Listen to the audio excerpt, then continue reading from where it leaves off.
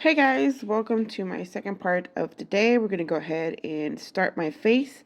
So we're going to start with primer.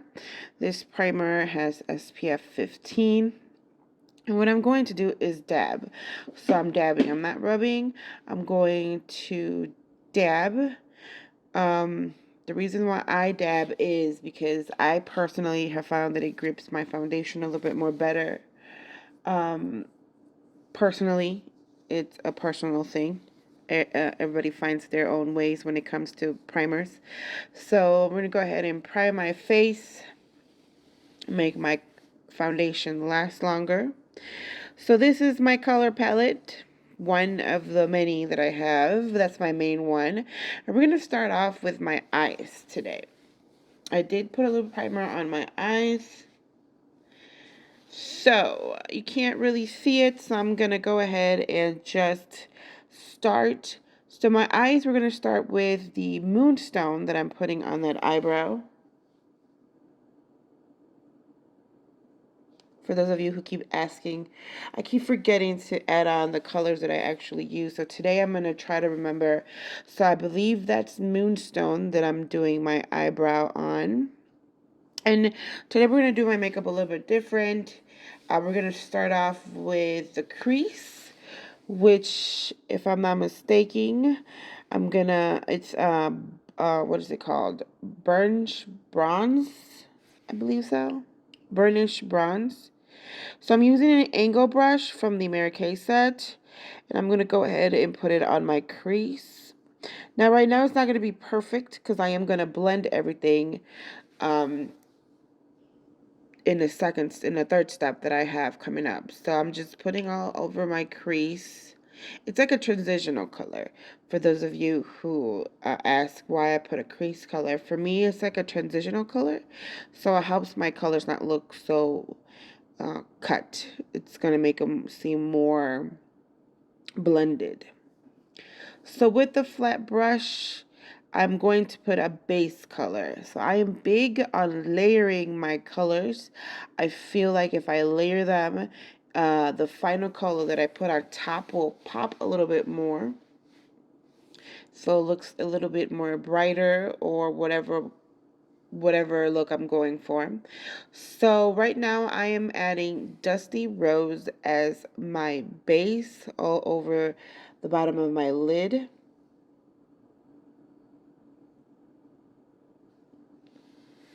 So if you can see, I'm just go ahead and applying it really good on the base from one corner of the eye to the other corner of the eye. Like I said, it doesn't have to be perfect because I am blending as I go. My next step will be blending with the blending brush. Once again, all of my brushes are Mary Kay brushes. The blending brush, I believe, is not part of the set, so I did have to get it separately. But most of the rest of the brushes that I will be using will be the part of the set. So that's the blending brush that you just seen. So I'm going to go ahead, I wiped it clean because I'm going to go ahead and blend my crease, which was that burnish bronze with that dusty rose, right on a crease. Not all over the eye, but right on a crease. It softens the colors up and it makes it more of a transitional color, personally. So that's 3 colors right there. I'm going to do a total of 5 today. Sometimes I can do 6, sometimes I can do 7, and if I push it, I could do 8. But today we're going to do 5, I believe so. So right now we are on 3, so we're going now to the corner, my outer corner of my eye with the angle brush. I'm using Merlot. It's one of my favorite colors. So I love purple. I love anything in the purple family. So we're going to use that color to give it a almost like a cat eye look. You'll see it once it's done. I really can't explain. I just do it. But it looks like a triangle with the corner going to the outside and the longer portion going into the middle of the eyelid. So I'm just going to go ahead and put that Merlot all over that to give it that, like I said, it's like a transitional color. So you want to seem like your colors are blending together. instead of being so cut. I do work with colors sometimes that they look cut, like straightforward with no blending. But today I want more of a blending eye look. So we're gonna go ahead and use that Merlot in the outer corner. And I still have that base, which was Dusty Rose, in that inner corner, which is my layering. It's just my layering base. I'm not going to leave it that. I'm going to add another color on top of that. But we're starting with the Merlot on the outer corner because I feel it's easier to blend uh, than afterwards I put my final color. So it's not perfect. I've been doing my eyes for many years and I still sometimes can't get the angle correctly. So it's all practice. I'll use the blending blush to blend the areas so it can look as even as possible.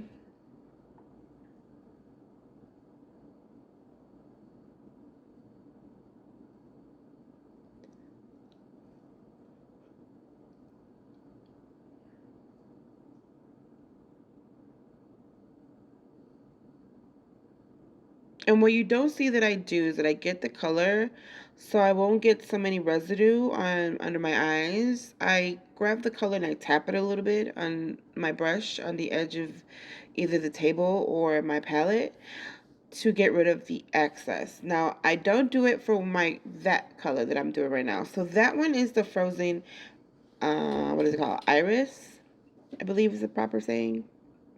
So for that, I don't do the excess tap. I just take the color and I tap it in. And you see how it has that blending effect? But it has the light to dark color. So that's what I was going for. So I used the base to help me pop that last color on top, which is the frozen iris. And I'm literally tap, tap, tap as much as possible. Tap, tap. And at the same time, I'm blending, tapping when it comes to the inner. Now, if you have like really strong colors like the onyx, because I do use the onyx sometimes as my outer corner color, then when I do that part, I tend to clean in between the tapping because the black and some of the dark colors tend to blend too much. And you don't want that dark color in the inside corner of your eyelid. You just want it on the outside. So sometimes you just have to clean the brush in between the tapping to make sure that that black or that darkness doesn't blend in with the light color. So that's my eye look. I still have to put, eyeliner and stuff. So what I'm using right now is the Mary Kay Makeup Finishing Spray by, I don't know if I'm pronouncing this correctly, Scandinavia. So I like to layer as I go, especially the spray. It helps maintain my foundation during the summer more. That and the translucent powder and the setting powder that I'm going to use. So right now I'm using the Perfect Concealer. It's the light bronze. What I like to use the concealer is I really don't have dark circles, but I use it because it helps me with the brightening under my eye, even though I don't have dark circles. But I also use it to clean up my eye. You see how I'm cleaning up the line so it can give me that cat eye look?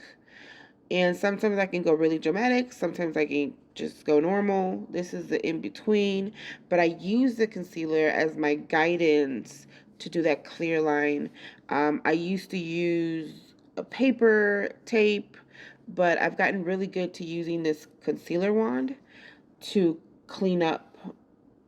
And then I use the blending brush, I'm sorry, the blending brush. So I have one particular brush that I use for wet colors. So for my concealer, for any of the gel eye colors that we have, um, I use that brush to make sure I'm blending in really good. So I clean it up and I blend the concealer, and then you see there I'm cleaning. Sometimes I overdo it, so it's one of those take it slow because sometimes one eye is going to be angled more than another. It's practice, you guys. I didn't get really good at it right away. I've been finding ways on how to fix it. You know, is sometimes a hit and miss. So sometimes I get so frustrated I throw the whole face away. We're just gonna start all over. But today it seems to be really good. I'm really content. So once again, ooh, excuse me. I'm gonna layer with the spray. Let it dry. And then we're going to use my foundation. So I use the Mary Kay Matte 3D foundation. This one is the Bronze 120. It might look a little bit light. I'm in between colors because of the summer. I tend to get dark, sometimes too dark. Sometimes I don't go outside too much, and I tend to be light. Right now, I'm in between my dark and my light. So we're going to work with this. So this is the Bronze 120 from the Matte 3D foundation. We're going to go ahead and use the foundation liquid brush to blend.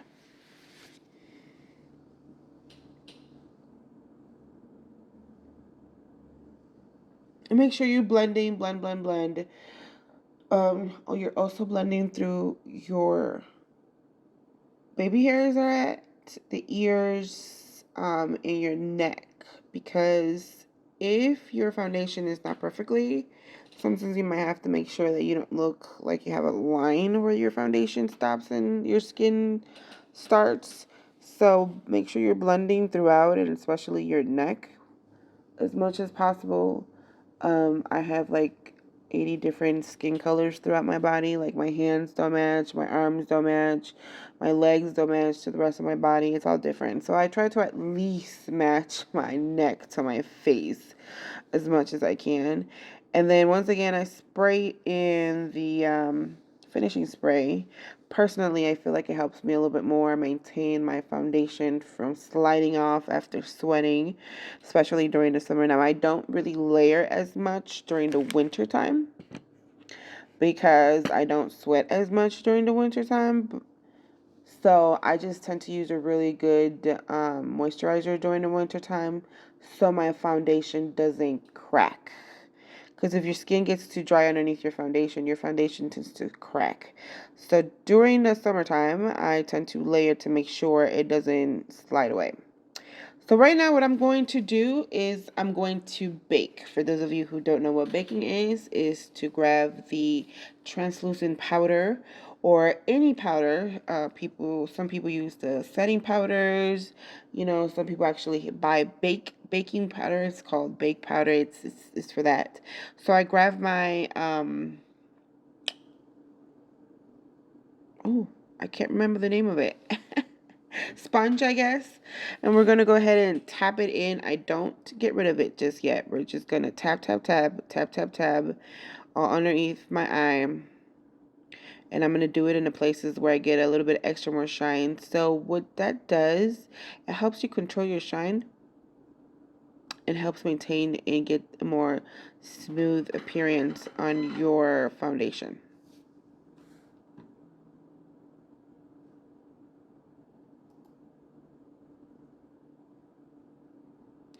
So I'm going to let it sit there. So I'm going to put it on.